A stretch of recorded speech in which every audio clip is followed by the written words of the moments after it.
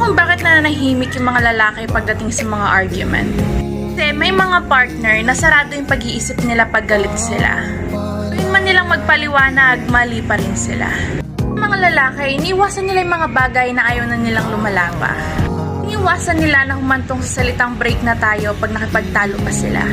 May mga babae na ginagamit yung salitang hiwalay na tayo pag hindi na nila kaya or talo na sila. Gamit nilang last card yung pananakot na hihiwalayan nila yung partner nila. Aminin natin, may mga babaeng ma-pride at hindi kayang tumanggap ng pagkakamali nila. Hindi healthy para sa relasyon na gamiting panakot yung salitang hiwalay na tayo para lang pumabor sa'yo.